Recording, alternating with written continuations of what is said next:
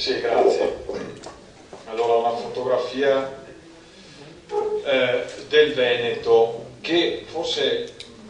a dispetto di quel che si pensa, cioè di una regione dove avviene prevalere quel senso del fare piuttosto che della tutela anche della salute e della sicurezza, vale la pena di ricordare che nel corso, a metà degli anni 70, anticipando anche la legge che poi istituì il Servizio Sanitario Nazionale, grazie alla mobilitazione sindacale, io conosco in particolare il caso del distretto della Consa, nacquero i consorzi intercomunali di medicina del lavoro. E la legge regionale sulla sicurezza e la prevenzione dei luoghi di lavoro, che è del 1982, fu anche il frutto di una mobilitazione popolare, di una legge di iniziativa popolare, il cui primo firmatario era un vicentino, Fulvio Rebesani, che forse qualcuno di voi conoscerà, oppure Carlo Zeffiro, una proposta di legge che contava quasi 8.000 firmatari e che fu depositata in Consiglio regionale e che poi divenne fatto la legge del 1990. Voglio dire, ecco, c'è nel Veneto anche una storia di mobilitazione a metà degli anni 70 importante su questo tema. Non dobbiamo dimenticare che a Verona, all'Università di Verona, Gaffuri fu uno dei pionieri della medicina del lavoro, e accanto a quella scuola si sviluppò anche una competenza tecnica della materia che, insomma, credo che qualche risultato l'abbia portato. Il Veneto, la regione, ha un suo piano regionale della prevenzione, 2010-2012. Le 22 ULS hanno dei servizi SPISAL, quindi un'organizzazione distribuita, molto distribuita perché 22 sono un certo numero, del quale operatività nella cartellina trovate la relazione delle attività dei servizi dell'anno 2010, che contiene, insomma, qualche dato secondo me interessante. Vi faccio, insomma, rapidamente, ma alla pagina 4, per esempio, gli interventi di prevenzione e vigilanza, cioè le visite controllate, sono, c'è la seconda tabella, la 1-2, dal 2002 al 2010 sono raddoppiati, centrando quell'indicatore di copertura, quel livello essenziale di assistenza, cioè la copertura di almeno il 5% delle unità locali del Veneto. Poi vedete anche i dati dei verbali, eccetera, eccetera. Quindi, insomma, da quella legge in poi, con le varie forme di riordino, per carità, bisogna riconoscere che un lavoro, insomma, di prevenzione è stato fatto, viene fatto. Dall'altra parte vediamo gli indicatori sia di infortuni mortali che di infortuni in senso lato diminuire, fortunatamente, anche se qui fare le classifiche è sempre un po', insomma, così, però l'anno scorso gli incidenti mortali sono diminuiti in Veneto, anche in controtendenza con il dato nazionale, che pare che sia un pochino aumentato, così come il trend degli infortuni complessivo è diminuito, insomma, i dati INAIL parlano nel 2011 a 8.086. Poi se uno fa il rapporto, sono qua mediamente il 10% degli infortuni sul dato nazionale sono quelli del Veneto, che potremmo dire è quasi il rapporto che c'è tra il PIL del Veneto e il PIL nazionale.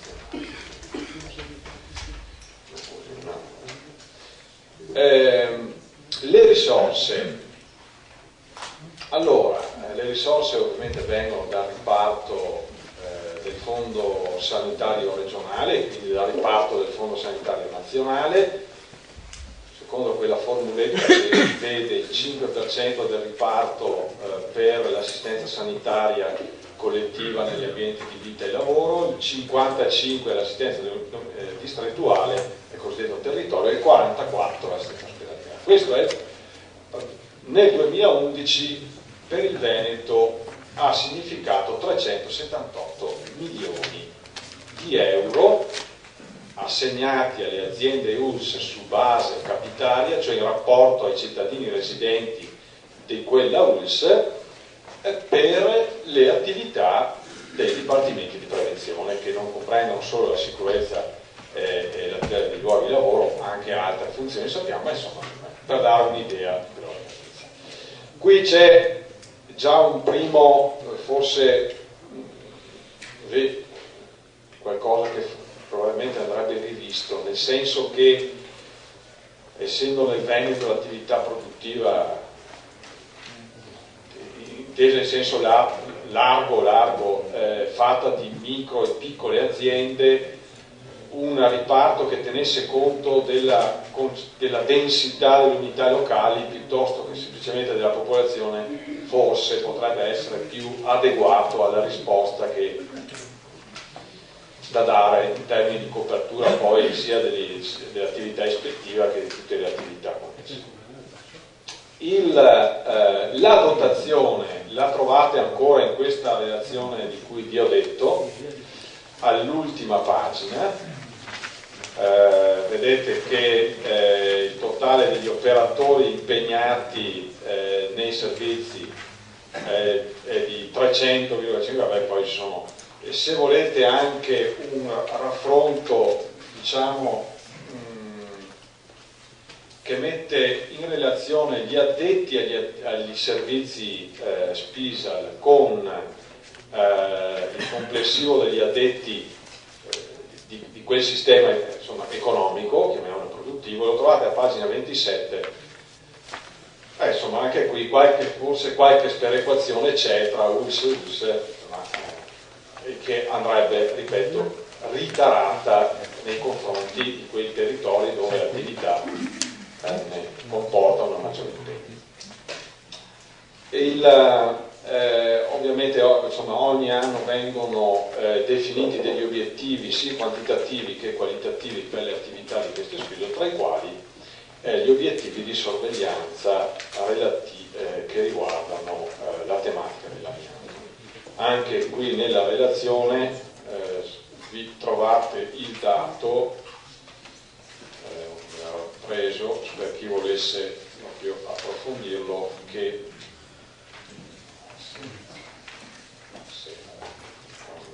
non trovi, è a pagina 12 e vedete ULSS per ULSS il numero di piani di lavoro e il numero di notifiche ai sensi degli articoli che riguardano il capo terzo della legge 8108, quindi 256 250. Lo stesso dicasi per gli obiettivi annuali, dove insomma, per il sistema di ripartizione dei fondi che vengono dai verbali delle spese, che l'anno scorso, nel 2010, l'ammontare è stato di 5 milioni e 600 mila euro, che non è cifra da poco. Uno degli obiettivi di riparto è aver soddisfatto almeno l'80% degli esposti relativi al tema amianto. Siamo invece decisamente più indietro per la mappatura di tutti i siti, perché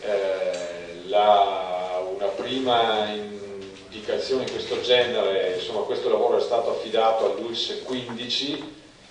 non è andato a buon fine, ancora mi pare nel 2008, e quindi con una delibera recente dell'ottobre dell'anno scorso è stato ridefinito il soggetto che deve fare questa mappatura, ed è l'ARPA, a partire innanzitutto dalle scuole, dagli edifici scolastici privati e pubblici e via via, quindi lì siamo un po' più. Allora, alcune nubi all'orizzonte. La prima è chiaramente quella quella delle risorse, perché il patto per la salute ha assicurato fino a quest'anno, al 2012, comunque un incremento del fondo sanitario nazionale e quindi della ripartizione regionale. Sul 2013 mi pare di capire che le cose cambieranno, nel senso che se la trattativa è ancora aperta, ma ci sarà, adesso potete essere più precisi di me ovviamente, una riduzione del riparto nazionale alle regioni sul fondo sanitario, e questo andrà a colpire inevitabilmente un po' tutto il sistema sociosanitario, anche del Veneto, ma non solo del Veneto. Quindi questo è un altro. Ovviamente dentro questa previsione di minori risorse, l'ambito della prevenzione rischia una ulteriore marginalizzazione, perché pesando già solo del 5% sul 100, i comparti dell'assistenza ospedaliera e dell'assistenza distrettuali sono ovviamente comparti che già oggi, non solo in termini di risorse, ma come dire in termini anche lobbistici, passatemi il termine, si presentano con maggior forza al tavolo regionale per quanto riguarda la distribuzione delle risorse. Infine un'altra nube è quella contenuta nella proposta di nuovo piano sociosanitario del Veneto, che abbiamo in discussione adesso in quinta commissione, dove c'è a mio avviso un tentativo di depotenziare l'attività degli SPISAL a partire da questa previsione che il capo del dipartimento sia provincializzato, a fronte del fatto che, almeno così come è definito, poi i servizi dovrebbero rimanere ULSS per ULSS. E anche sul sistema di nomina del capo di dipartimento mi pare che venga introdotto quel sistema che vediamo già oggi per la nomina dei direttori di staff, del direttore generale, che fa in modo che poi entrino lì delle dinamiche politiche, se vogliamo chiamarle così, per non chiamarle in maniera peggiore, che poco hanno a che fare con il riconoscimento di competenze acquisite negli anni, ripeto, specialmente in una situazione organizzativa come quella del Veneto, che vede 22 SPISA e quindi con delle proprie storie di rapporto con il territorio, con le aziende, con le organizzazioni, con le categorie, eccetera, eccetera. Questo non è neanche tanto velato, perché nella discussione in quinta commissione da alcuni esponenti, soprattutto del PDL, è venuto chiaramente, insomma è stata manifestata chiaramente una certa volontà di ricondurre l'attività dello SPISAL a un indirizzo politico prevalente rispetto a invece contenuti e obiettivi di tipo direi insomma tecnico-scientifico, se vogliamo, cioè che sono maturati dal lavoro e dalla ricerca e dall'esperienza e dall'accumularsi e dal costruirsi delle modalità con cui nel Veneto questo servizio si è strutturato. Ecco, li metto lì proprio come nubi, che alcune dipendono dal livello regionale, altre, come avete capito, dal livello parlamentare nazionale. Su questo anche recentemente i direttori dei dipartimenti hanno inviato una lettera a tutta la commissione, e anche, devo dire, le organizzazioni sindacali si sono mosse per